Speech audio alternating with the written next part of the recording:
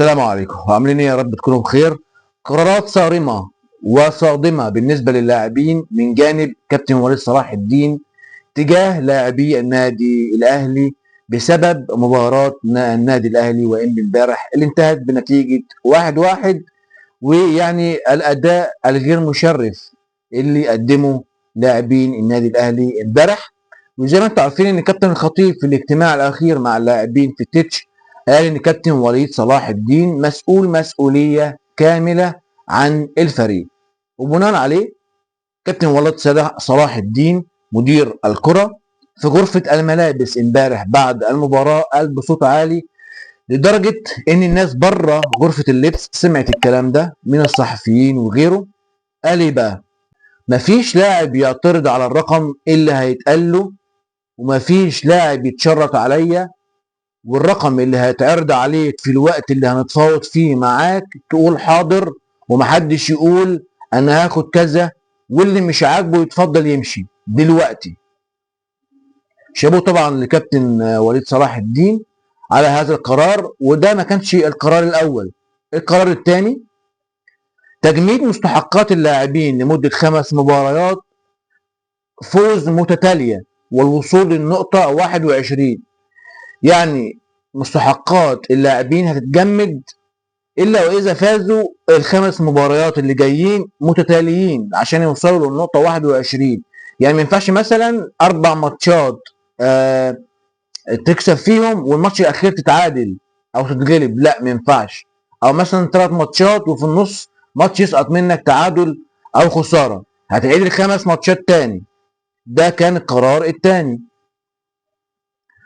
طيب، في نيه داخل النادي الاهلي بعدم مشاركة تريزيجيه أساسيا في المباريات القادمة. ومشاركة مين بقى؟ عبد القادر. حد يقول ما هو عبد القادر يا جماعة ما كانش بيتمرن أصلا مع الفريق وما لعبش ولا ماتش أصلا، نشوفه من إمتى ما لعبش ماتشات مع النادي الأهلي. طيب إزاي بقى يأدي مكان تريزيجيه؟ عبد القادر يا جماعة هو ما شاركش في القايمة اللي فاتت قدام إنبي لأن هو جاله شد خفيف كده في العضل، ده اللي ما خلاش النحاس ياخده معاه في القايمه. لكن اللاعب جعان كره وعايز يأدي، ودي الروح اللي احنا عايزينها داخل اللاعبين. مش عايزين اسم يلعب في الملعب، لا احنا عايزين حد جعان كره يأدي في الملعب ويعرف قيمه التيشيرت اللي هو لابسه. محتاجين ان الروح دي تكون موجوده مع اللاعبين. وعبد القادر جعان كوره وعايز يأدي وعايز يثبت نفسه داخل الملعب. وقلت لكم ان كابتن وليد صلاح الدين قعد معاه قبل كده وقال له اثبت نفسك عشان انت هتلعب على اي حد في الملعب لو انت مستواك كويس واثبتت نفسك. وبالتالي جاء دوره ان هو يثبت نفسه فعلا للجماهير وللجهاز الفني وللكابتن وليد صلاح الدين عشان يجددوا عقده قبل يناير. فدي نية داخل النادي الاهلي، وده الاتجاه اللي بيتجهه كابتن وليد صلاح الدين في المباريات القادمة بمشاركة عبد القادر بدلا من، يعني مشاركته أساسيا بدلا من تريزيجيه. يعني ممكن تريزيجيه ينزل بعد كده في الشوط الثاني، ولكن الأساسي هيبقى عبد القادر.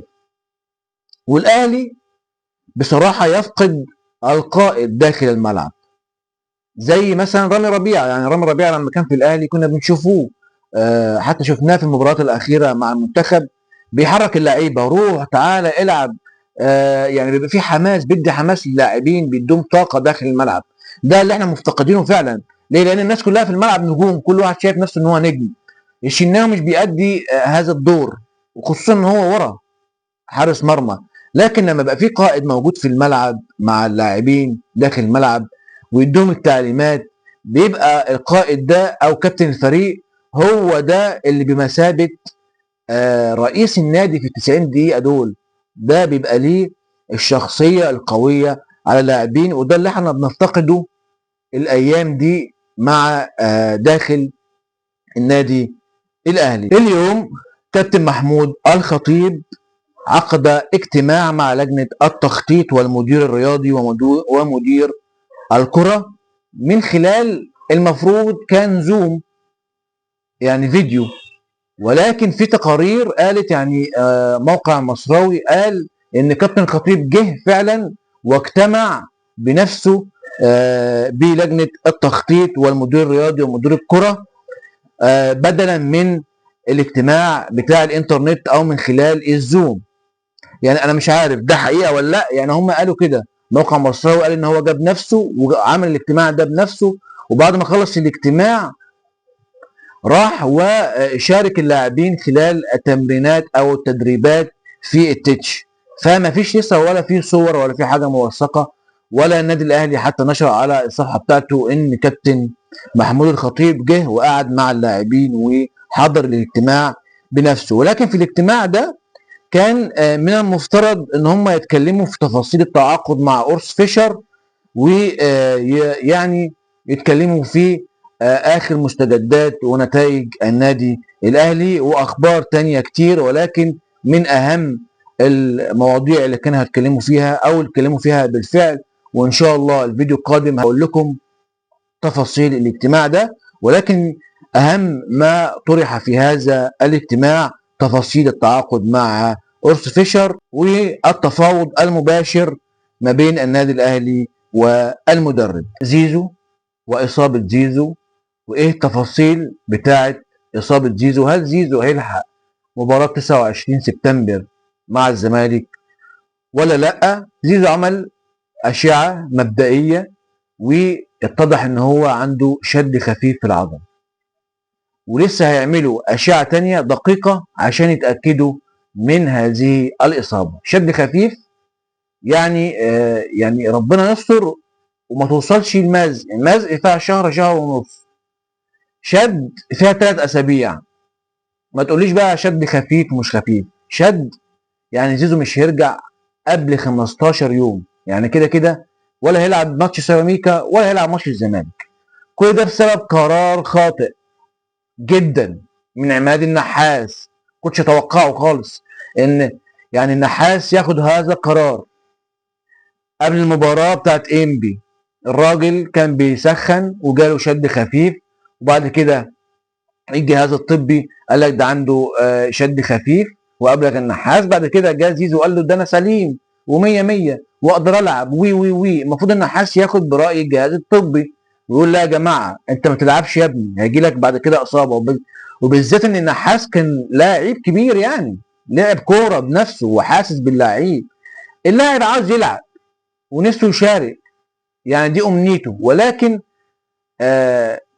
الاشاره الطبيه اللي جات لك من الجهاز الطبي بتقول ان هو عنده شد خفيف، اذا هو ممكن يتطور الموضوع لشد واصابه، وممكن يبقى مزق كمان. طب وليه؟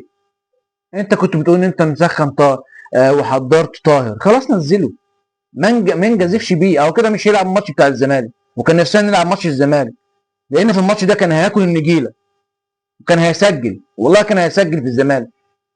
فكده هو الراجل مش هيلحق الماتش ده. كان نفسنا نشوف زيزو في ماتش يوم 29 سبتمبر مع الزمالك، ولكن قدر الله ما شاء فعل، ربنا يشفيه يا رب ويرجعه للملاعب سريعا. ولكن للاسف هو مش هيلحق مباراه الزمالك بسبب هذا الشد والقرار الخاطئ اللي خده النحاس. بعد في المؤتمر الصحفي بعد المباراه قال ان هو هو اللي قال انا عايز العب وهو يتحمل مسؤوليه. لا، انت اللي تتحمل مسؤوليه يا نحاس، لان انت المدير الفني للفريق، تتحمل كل المسؤوليات. وهذا قرارك، انت قرارك انك تنزله او تطلعه، وانت اللي خليته يلعب وهو عنده شد. فطبعا كان قرار خاطئ 100%. الدكتور احمد جد الله طبيب الفريق الاول لكره القدم قال ان امام عاشور اشتكى من آلام حادة في البطن بعد مباراة انبي مع وجود اشتباه في إصابته بنزلة معوية، وأوضح أن اللاعب يخضع لفحوصات شاملة وتحاليل دقيقة للتعرف على أسباب الآلام، مشيرا أنه يتواجد في المستشفى لمدة 3 أيام تحت الملاحظة الطبية. ربنا يشفي كل مصاب، يشفي زيزو يا رب، امين. ويشفي كمان امام عاشور من هذه النزله المعويه. وان شاء الله في الفيديو القادم هنتكلم عن تفاصيل الاجتماع اللي حضره كابتن الخطيب مع لجنه التخطيط ومدير الكره والمدير الرياضي، وهنشوف ايه النتائج واللي طلعوا بيها من هذا الاجتماع. يعني زي ما قلت لكم ان موقع مصراوي بيقول ان هو راح بنفسه والخطيب واجتمع بذات نفسه وراح التتش وحضر تدريبات الفريق عشان يأزرهم والكلام ده كله. هل فعلا الخطيب جه؟ هو كده كده حضر الاجتماع، طب حضره بنفسه ولا حضره زوم من خلال الانترنت فيديو؟ ده اللي هكشفه لحضراتكم ان شاء الله في الفيديو القادم. استنوني ان شاء الله الفيديو القادم باخبار مهمه جدا وتفاصيل هامه جدا. اشوفكم في الفيديو القادم والسلام عليكم ورحمه الله.